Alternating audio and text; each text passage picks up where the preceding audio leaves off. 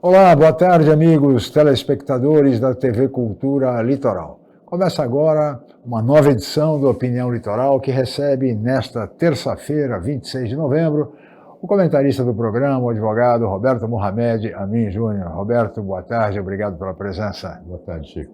Muito bem. E nós vamos direto para o primeiro VT do programa, que traz uma matéria, uma reportagem sobre o Roda Viva da noite de ontem, que entrevistou pela TV Cultura a navegadora solitária Tamara Klink, filha do grande Amir Klink. Vamos ver, por favor, o VT. Eu acho que o turismo no total, como consumismo, é péssimo, não importa onde ele esteja, ou não importa onde ele aconteça. Acho que ver o turismo como tratar o turismo da mesma maneira que a gente trata o consumo de qualquer outra coisa, eu acho péssimo. Acho que vira uma espécie de fast fashion, fast coisa, fast food, vira esse fast turismo.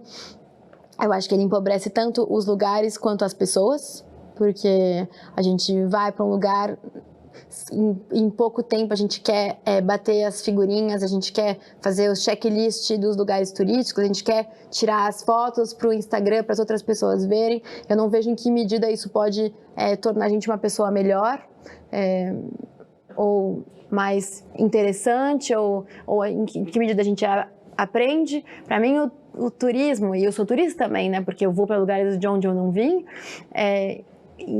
para mim ele só me interessa quando eu saio da minha zona de conforto, quando eu fico desconfortável com as coisas, quando eu me sinto imatura, quando eu me sinto ingênua, quando eu me sinto errada.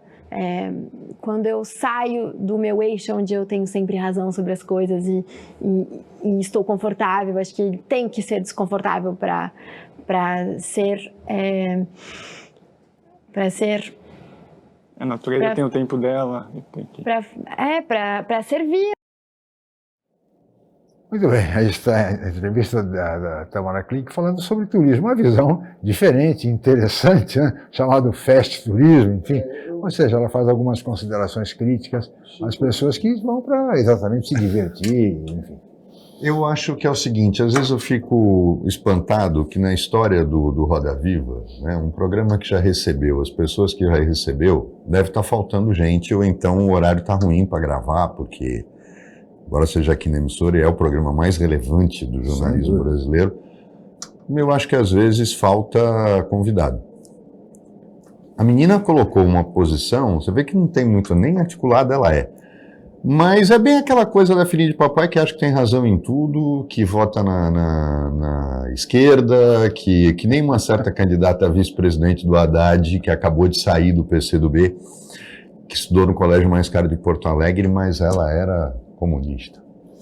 Eu falei, o turismo não é isso, claro que o turismo faz bem, turismo movimenta a economia, turismo é normal, qual a pessoa que não quer chegar num lugar e vai a Roma, por exemplo, você quer ir no Coliseu. Não, e você quer conhecer a cidade. É uma coisa absurda, a única coisa que se encaixa no que ela falou, eu acho engraçado quando as pessoas colocam pontos de vista. Agora, quando são pontos de vista que não tem nada a ver com nada, aí é uma coisa meio complicadinha, né? Não dá para fazer a viagem que se fez sem patrocínio, sem apoio, sem tal, e aí, né, pobre não faz tipo de viagem. Fora. Agora, só uma observação rápida, Roberto. Na abertura do programa, a âncora Vera Magalhães, que é uma boa jornalista, enfim, muito preparada, ela fez uma apresentação muito interessante da Tamara Klink, mas dizendo que ela tinha levado quase um ano para conseguir entrevistá-la. Ela está tentando há um ano entrevistá-la. Nossa, e que programa relevante que foi. Eu não sei, às vezes que eu acho que a reprise dos programas do Nelson Piquet, do Ayrton Senna, seria mais interessante, aquela do Maluf. Do Leonel Brizola, do Clécio. Eu acho que seria mais relevante fazer na falta de mais paciência. Agora, essa questão do turismo, inclusive, é uma coisa que a gente tem que olhar bem, Chico. O Brasil não e teria tudo para ser um dos roteiros preferidos, principalmente de europeus que são tão ligados nessa coisa de preservação da natureza e tal. Houve uma certa época, inclusive, que o Brasil recebeu muitos turistas chineses e japoneses. O problema é que a gente trata o turismo como brincadeira. O Brasil nunca teve. Primeiro, o nosso povo acha que é... A gente já cansou de conversar sobre isso aqui. Vamos entrar no microcosmo de Santos, depois a gente amplia para o país. O santista odeia turista.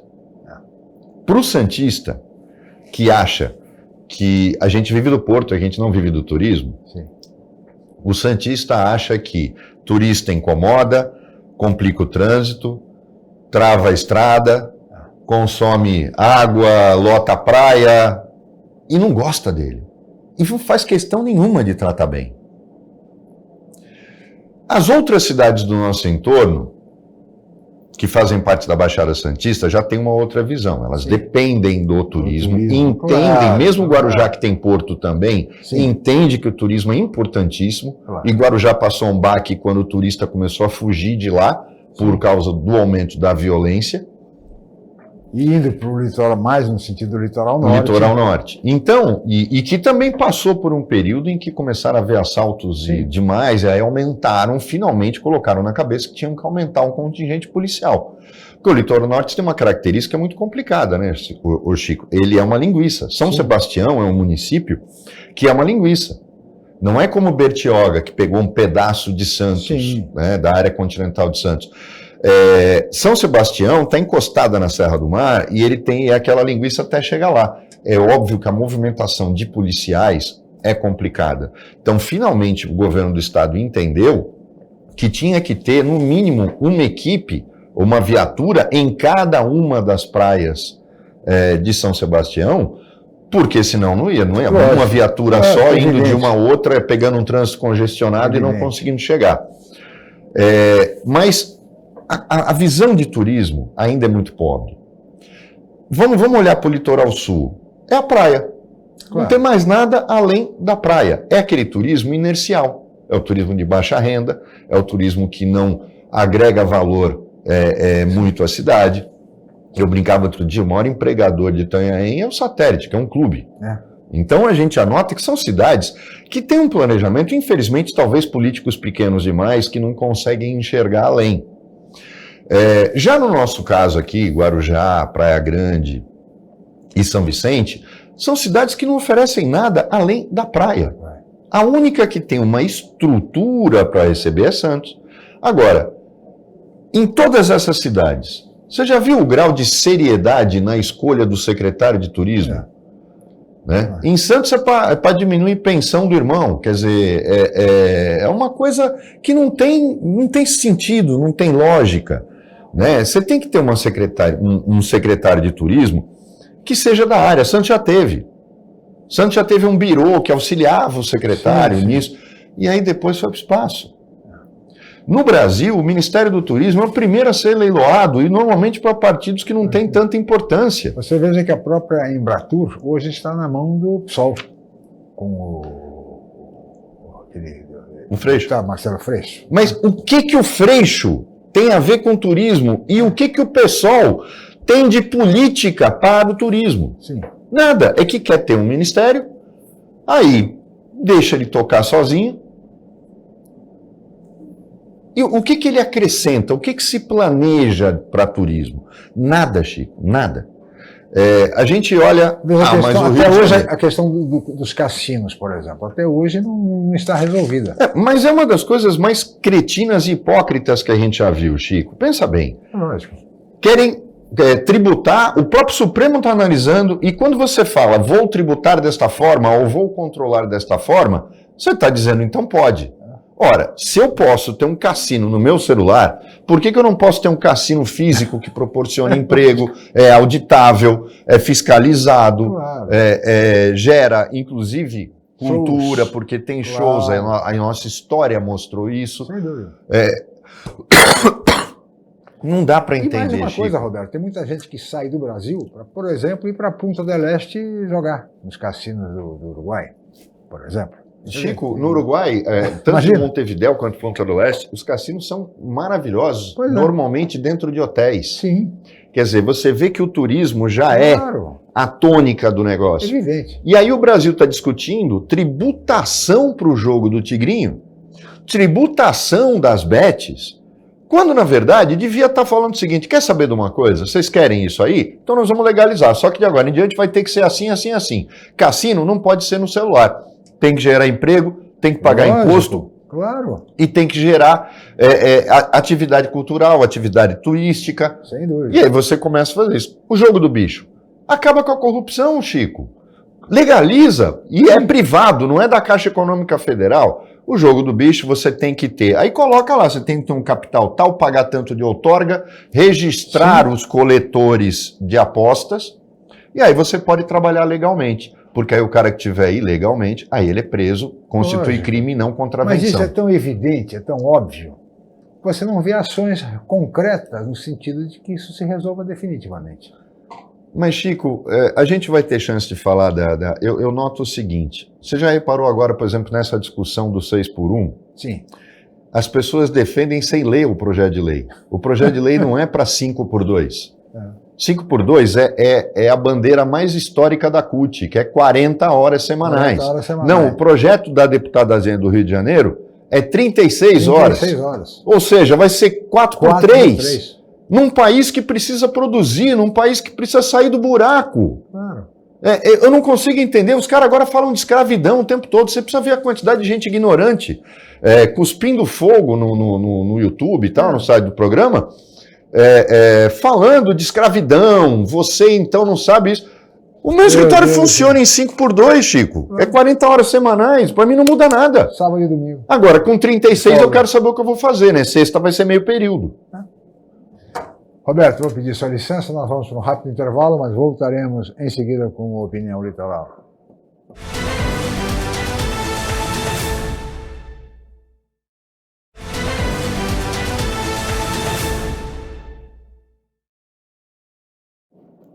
Muito bem, de volta com a Opinião Litoral desta terça-feira, 26 de novembro, e hoje recebendo o nosso comentarista, o advogado Roberto Mohamed Amin Júnior. E o tema que você levantou agora, do 6x1, é realmente fundamental. Acho que a gente precisa aprofundar mais essa discussão, Roberto, porque, veja, como fica o setor empresarial, o setor do comércio, de repente, se esse projeto passar com 36 horas semanais?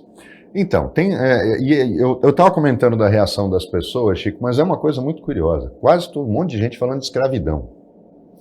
E o que é pior, eu vi alguns lá que são autônomos. Eles trabalham 7x0. Mas ele quer falar. São dois projetos muito parecidos, né? Esse do fim da jornada 6x1, na verdade, é o fim da jornada de 44 horas semanais. E aquele dos terrenos de marinha. Sim. Uma imbecil, uma atriz de 14º escalão, para mim, sempre foi. Fala um negócio, uma mulher que usa YouTube para brigar com o ex-marido, fala uma bobagem, dizendo que iam privatizar as praias, e a gente passa a ver o Brasil inteiro destilando ódio contra aquele projeto, como se ele fosse feito para o pai do Neymar montar um resort no nordeste do país. Praia não é terreno de marinha. Praia é bem público, ou seja, nenhuma praia ia ser privatizada. O terreno de marinha é uma das maiores excrescências que existem no mundo, Chico. A razão dele era que a marinha precisava colocar as forças de defesa de um país no século XIX, precisavam, no início do século XX, precisavam colocar canhões na praia para se defender em caso de invasão. Não tirem sarro da minha cara. Só que terreno de marinha no Brasil é um conceito muito amplo. Na Constituinte, o Gastone levou para o Lula, só faltava o PT se posicionar, o projeto queria acabar com o terreno de marinha. Gastone era o líder do PTB, o líder do governo, e o Lula disse, não, companheiro, eu não vou, o PT não vai apoiar um projeto para beneficiar quem mora de frente para a praia. E aí o Gastone tentou explicar, lógico, o Lula era, como é, semi-analfabeto, e aí tentou explicar, falou, olha, mangue é terreno de marinha, colônias de pescadores são terrenos de marinha, Sim. e a gente vai estar regularizando a vida de todo mundo. Ah, Gastone, eu não tenho discurso para isso. E não passou na Constituinte. E a gente continuou. A história do Laudêmio é o de menos. O problema é a existência do terreno de marinha e chamar a União num processo em terrenos que não tem nada a ver. Por exemplo, o Perequê inteirinho é terreno de marinha, Chico. Imagina. Só que não são só aqueles, eles chamam de ranchos, que tem ali na frente. A favela que tem atrás também. Também. As áreas de mangue em Cubatão. Em São Vicente. Em São Vicente, todo lugar. você regularizaria propriedade para pessoas pobres. Pobre, sem dúvida. Ah, mas e os milionários da praia? Qual o problema? É pecado? Não tem sentido. O problema não é o laudêmio, é a regularização da propriedade e acabar com essa excrescência. Mas porque uma imbecil falou que iam privatizar a praia, que é bem público, não é terreno de marinha, o terreno de marinha é atrás da praia, é para lá da praia. Isso é legal, isso é constitucional, só uma idiota, mas é uma idiota. Porque uma mulher normal não briga com o ex-marido pelo YouTube. Fala um negócio desse, todo mundo acredita. É a mesma coisa no 6x1. Ninguém tá... Agora, escravidão, é o fim da escravidão, o fim da escravidão. As pessoas precisam de emprego, elas precisam trabalhar, elas precisam produzir. E outra, o empresário, dono de uma loja, ele não é um milionário. Ele é um cara que paga imposto e sacrifica. Esse cara... olha as coisas que eu li, Chico. Contrata mais um turno, resolveu o problema. Não é contrata mais um turno, mas não vai poder diminuir salário. Então o cara vai passar a ter da noite para o dia uma despesa que faz a folha de pagamento dele aumentar 33%. Mas ninguém faz conta. E o movimento não vai aumentar 33%. É lógico que não, Chico. Quer dizer, eu tenho só o ônus. Aí eu tenho um governo que vai... Não está nem aí o serviço público. Gente, a Justiça Federal na Semana Santa fecha na quarta-feira, por força de lei. Não tem... Esse ano que vem agora, se um processo no judiciário eletrônico andar 4 vezes no ano, é muito. Primeiro porque esse Conselho Federal, que não existe, da OAB, né? Biônico. É biônico. Deixou o processo digital, eu não preciso mais ir no balcão para ver o processo quando eu sou intimado. Eu vejo no meu escritório. Curiosamente, aumentaram o prazo de manifestação. Passou a ser contado em dia útil e não dia corrido. Passou a ser praticamente de 1 mês para alguém cumprir alguma coisa. Agora, justamente no momento em que o advogado toma ciência na hora da intimação, ele não precisa mais ir no fórum olhar o processo. O processo está na tela dele. Aí eu pergunto, por que aumentaram o prazo se o trabalho diminuiu? Sim. Por que a criação do recesso em janeiro, se o advogado hoje advoga na praia, olhando golfinho no Nordeste, se ele quiser, com um notebook? Ou foi só os vagabundos que gostaram disso? Porque não dá para explicar. Porque, veja, Roberto, se a legislação fala em 44 horas semanais, e em muitos casos o que se trabalha são 40 horas semanais, você acabou de dar o exemplo do seu escritório. Seus funcionários não trabalham sábado e domingo, então trabalham as 40 horas semanais. Olha, já houve um ganho considerável para muitas categorias e muitos locais de trabalho. A bandeira, de a bandeira mais 44 para clássica 40. da CUT, Chico. Sim. Lembra que nos anos 70, quando nasce o PT, era a redução da jornada que eles conseguiram por acordo coletivo nos metalúrgicos em São Paulo. Agora, por exemplo, os bancos estão rindo à toa, né? Porque a jornada de 36 horas semanais já é a jornada dos bancários há 50 anos. Então, existem algumas coisas que... Mas o que mais me chamou a atenção é o seguinte, as pessoas falarem sem ter visto o projeto. Muda de 6x1 para 5x2? Não! 5x2 já é a rotina, a jornada dos metalúrgicos, de administradoras, de comerciantes desse tipo, já é. É 40 horas semanais. O que querem fazer é diminuir o tempo de trabalho a tal ponto que você vai destruir. A falar, a economia se adapta. Não é assim. Não é assim. Como é que vai? Você sabe o que vai acontecer? Você vai ter shopping fechando segunda-feira. Porque vai ter que reduzir o tempo de abertura. Agora, o que custa um shopping fechado uma vez por semana? E é curioso ainda como esse... O condomínio, o lojista continua pagando.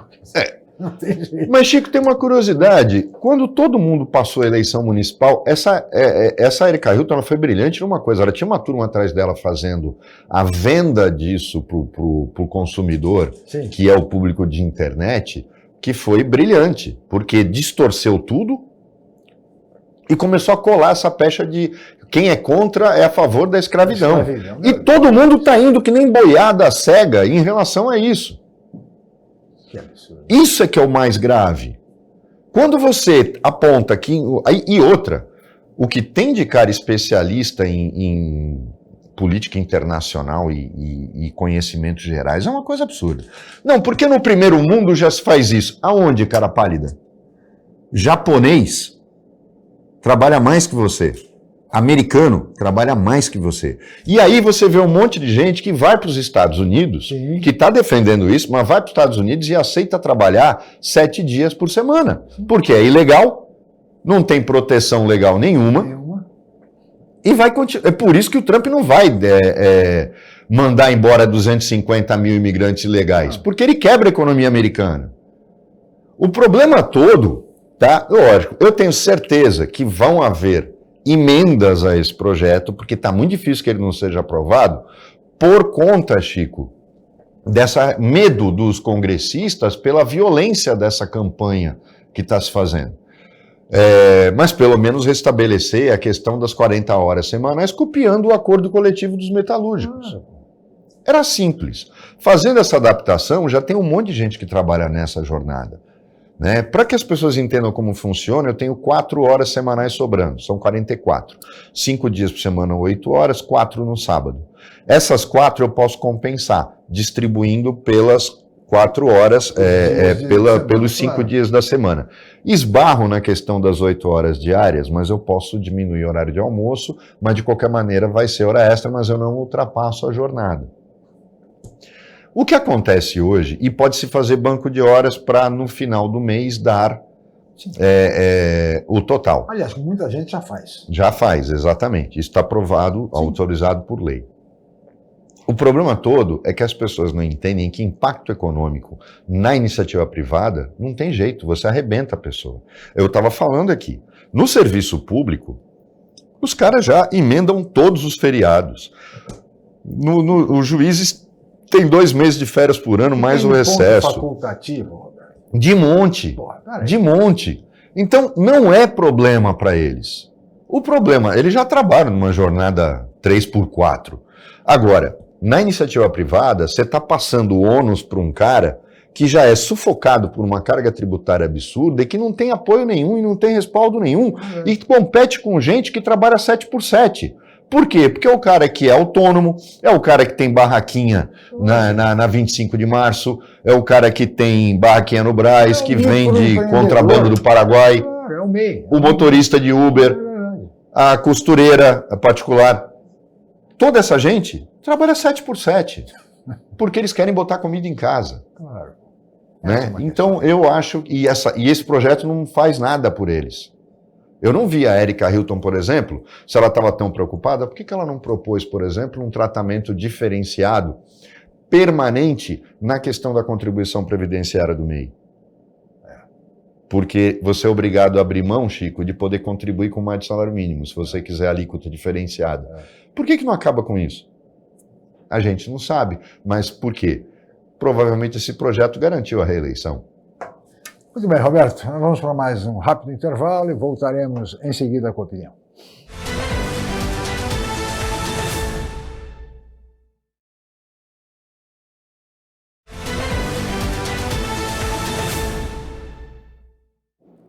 Muito bem, estamos de volta com a Opinião Litoral desta terça-feira, 26 de novembro, e hoje recebendo o comentarista do Opinião, o advogado Roberto Mohamed Amin Júnior. E agora vamos passar para questões de política internacional, especialmente a questão da guerra entre Ucrânia e Rússia.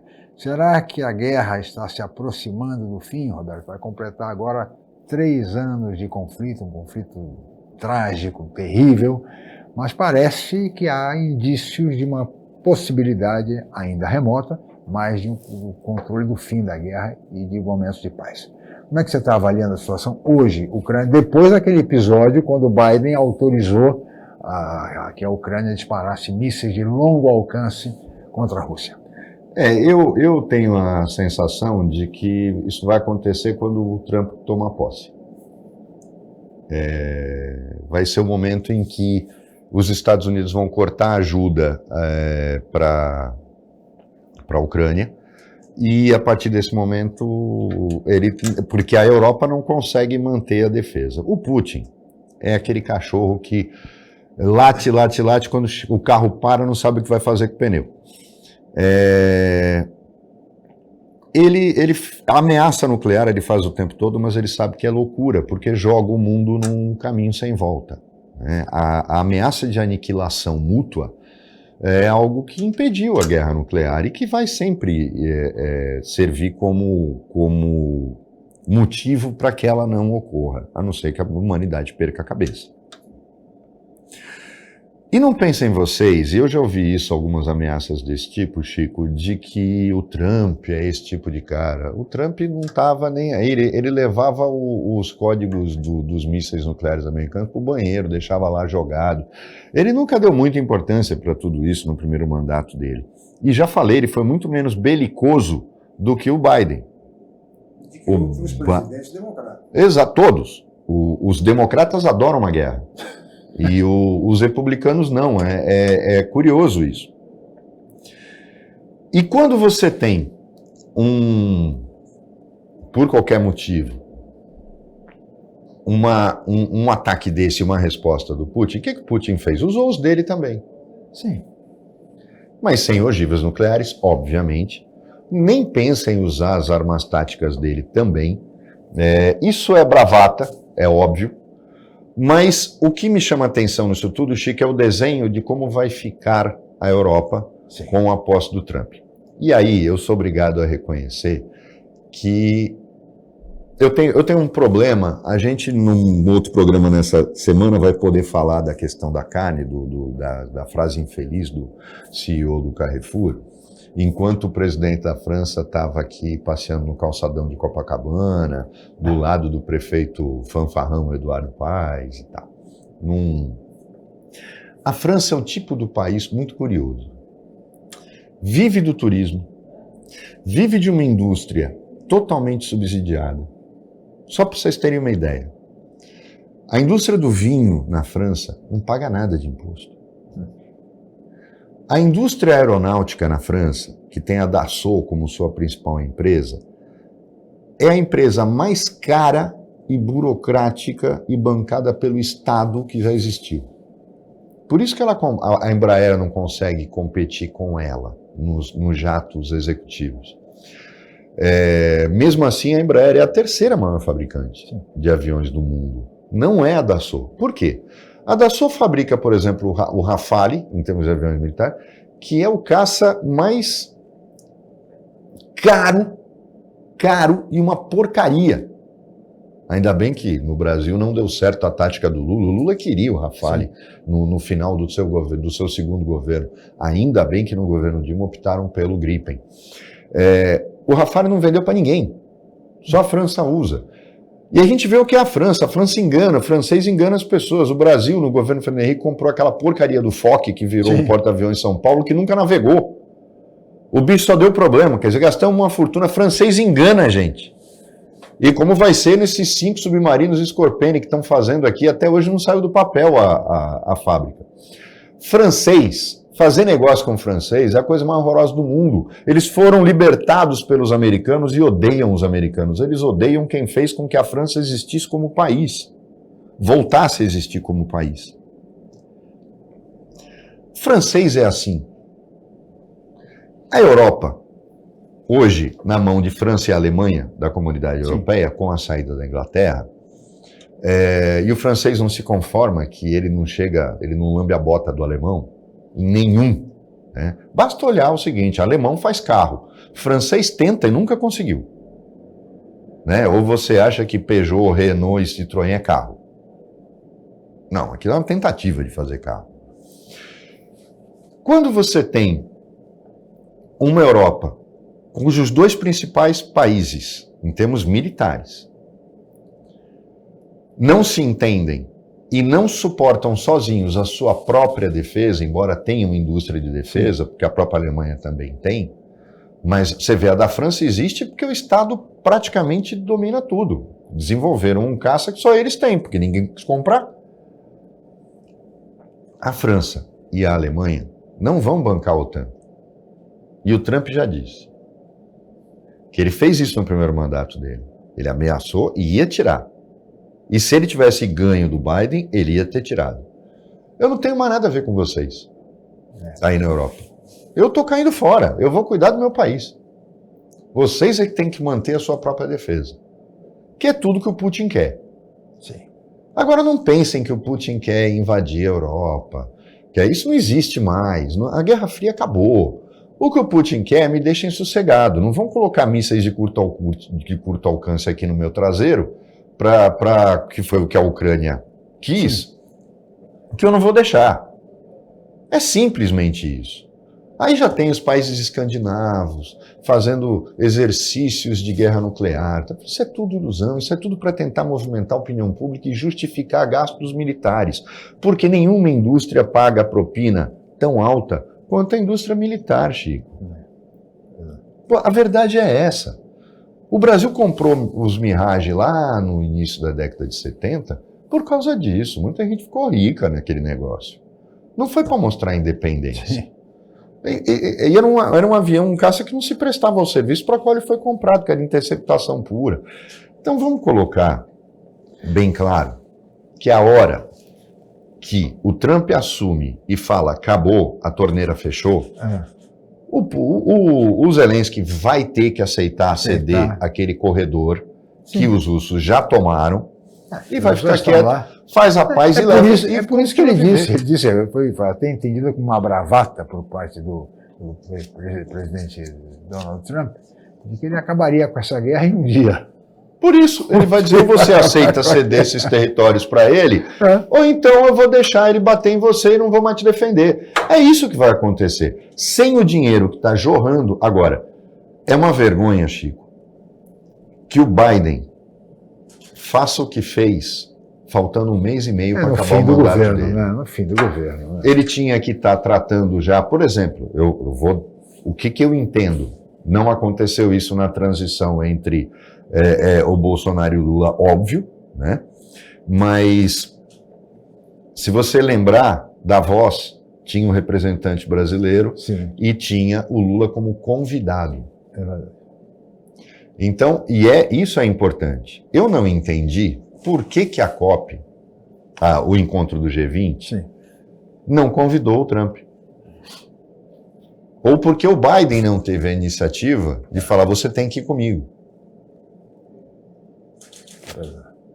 Eu acho que seria uma saia justa para o Lula, né? Depois da bobagem que ele fez de ficar tomando partido numa eleição dessa.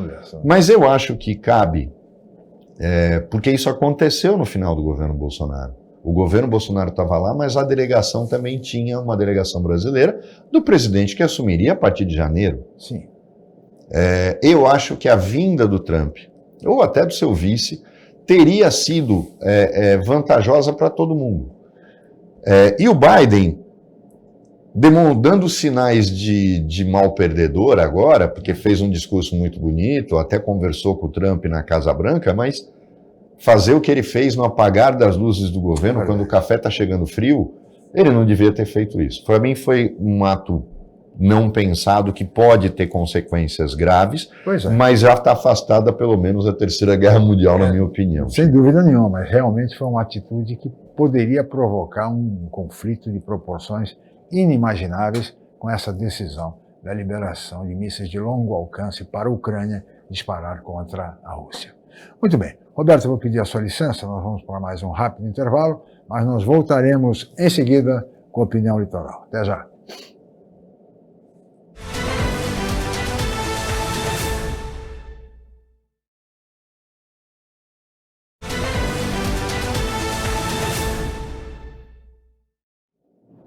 Muito bem, estamos de volta com o Opinião Litoral e agora vamos para o último bloco do programa que recebe hoje o advogado Roberto Mohamed Amin Júnior, comentarista do telejornal Opinião.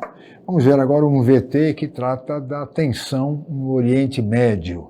Já estamos próximos da paz entre Ucrânia e Rússia. Vamos ver se conseguimos também, se o mundo consegue acabar com esse conflito gravíssimo no Oriente Médio.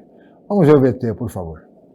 Foi um dos finais de semana mais violentos desde que o conflito chegou ao Líbano. Só neste domingo, o Hezbollah chegou a disparar 250 foguetes contra o país vizinho. O exército israelense respondeu com ataques aéreos à capital Beirute. Um cessar-fogo entre as duas forças pode estar próximo. O embaixador israelense nos Estados Unidos admitiu que as negociações avançaram com mediação da Casa Branca e um acordo pode ser anunciado nos próximos dias. O gabinete de segurança do governo de Benjamin Netanyahu deve se reunir amanhã para avaliar o texto. Entre os pontos, haveria uma trégua de 60 dias com o recuo do Hezbollah para o norte do Líbano, a retirada das tropas israelenses e a ocupação da fronteira pelas forças libanesas. As operações de Israel no país vizinho começaram em setembro, com bombardeios e incursões terrestres que deixaram mais de 3.500 mortos. Internamente, o governo de Netanyahu aprovou sanções contra o jornal Haaretz, suspendendo a publicação de anúncios governamentais e vetando entrevistas de funcionários públicos e de estatais para o diário. Seria uma retaliação pela cobertura crítica que o jornal tem feito da guerra. Na edição de hoje, o Haaretz disse que Netanyahu quer nos calar e pede a solidariedade do leitor. Muito bem, aí está o VT. Roberto, é possível se pensar num cessar-fogo, pelo menos um cessar-fogo de 60 dias? Pode até acontecer, mas um dos lados rompe. A gente não consegue no Ocidente, e me espanta, Chico, quanta gente no Brasil, esse pessoal do Bolsonaro fica defendendo Israel intransigentemente, sem pensar no que fala. Porque polarizam tudo, sabe? Aí, não, eu vou defender isso sem ser crítico, eu não vou criticar nada do que eles fazem, porque eu não posso, senão eu estou beneficiando a oposição. É uma coisa sem sentido. Doentia, né? Primeiro, não é uma guerra. Por quê? Porque é a mesma... Eu vou fazer um paralelo e as pessoas vão entender. É a mesma coisa em relação à China e Taiwan. Só que Taiwan ainda mais... E nos dois casos é muito parecido. O mundo finge que reconhece a autoridade palestina e finge que reconhece Taiwan como um país, mas na verdade Taiwan não tem assento na ONU e a autoridade palestina é convidada. Sim. Ela não é integrante da ONU porque não é reconhecida como país, porque não tem soberania. O Likud, que é o partido do Netanyahu, não aceita a convivência dos dois estados. Para eles não existem isso. A premissa de dois... E eu sinceramente não vejo como existirem dois estados ali. Eu acho que deveria ser um estado só, e ao contrário do que e parece que eu estou concordando com o Likud. Não. É que o Likud entende que é um Estado judeu. Eu entendo que é um Estado laico. E um Estado que tem palestinos, árabes, existem deputados árabes no parlamento de Israel, convivendo num país livremente. Até porque querem tanto Jerusalém como capital, e isso se poderia fazer como? Fazendo com que fosse um Estado só e que tem as 3 maiores religiões monoteístas do mundo, tendo como cidade santa Jerusalém, os católicos, claro, os cristãos de forma geral, os muçulmanos e os judeus. O problema é o radicalismo, e não pensem vocês que quando a gente fala radicalismo é só dos árabes. É dos judeus também. O Likud representa a ala mais ortodoxa dos judeus que vivem em Israel e no mundo, que não aceita a convivência com os palestinos e que acha que o Estado de Israel é um Estado santo, escolhido por Deus, e que os judeus são o povo escolhido por Deus. Não comecem a achar que é santidade. são as eternas vítimas, como eles pintam, e que essa direita ridícula brasileira se coloca a favor. O segundo ponto, claro, é que quando você fala, os Estados Unidos se alinham automaticamente, acontece que o capital nos Estados Unidos, nenhum presidente tem coragem de se colocar contra um povo, um grupo que controla uma boa parte da economia americana. Claro. Não é pelo volume de pessoas, é pelo volume de dinheiro que eles têm. Aspecto econômico. E que inclusive sustentam Israel, mas também sustentam campanhas presidenciais americanas e campanhas políticas americanas. Não é um alinhamento com base no somos irmãos. Não é.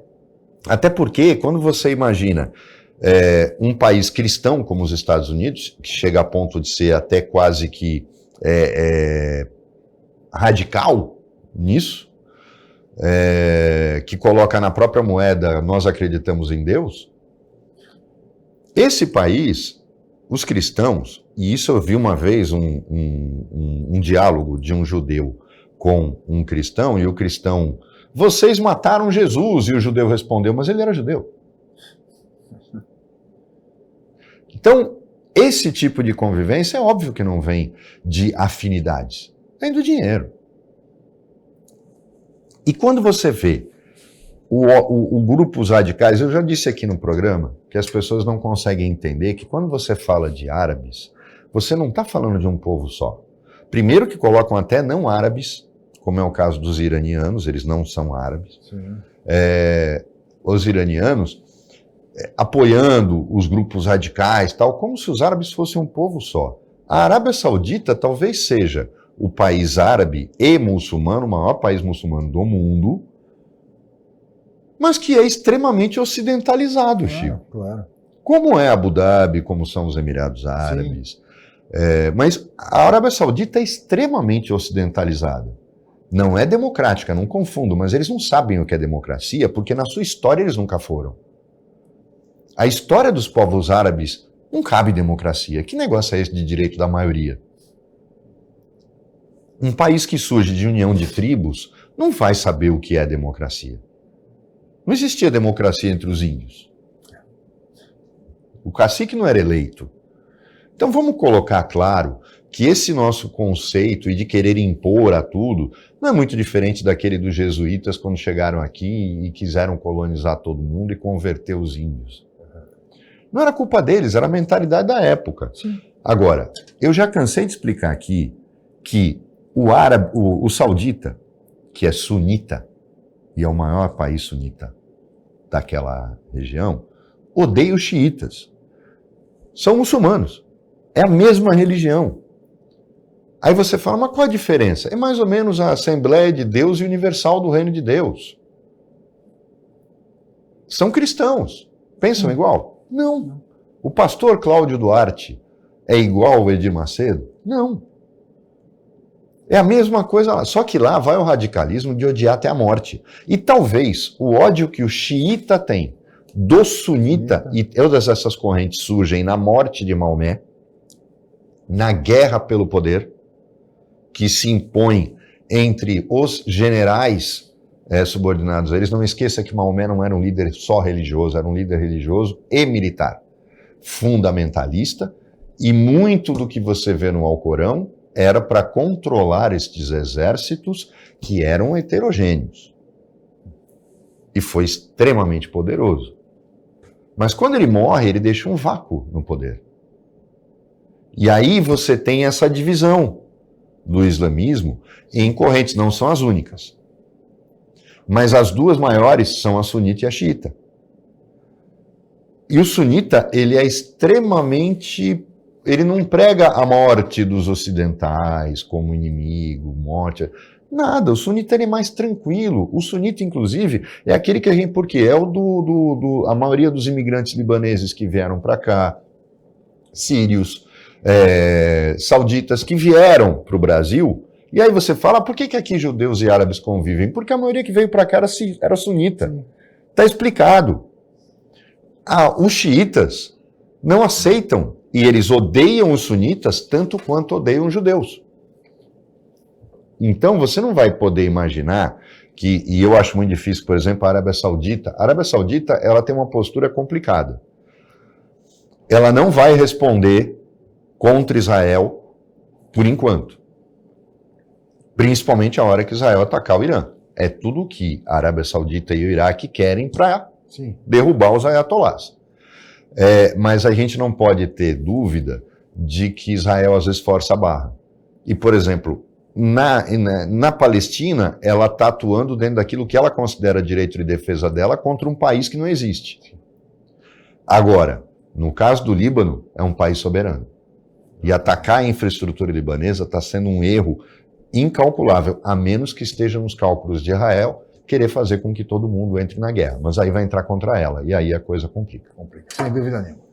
Roberto, vou pedir a sua licença, mas nós teríamos muito mais a conversar, mas os temas são relevantes, mas nós temos limitações de tempo, chegamos ao final. Queria agradecer muito a sua presença, a sua participação no programa de hoje e agradecer especialmente a você, telespectador, pela audiência qualificada de sempre. Estaremos de volta amanhã em mais uma edição do Opinião. Muito obrigado e até lá.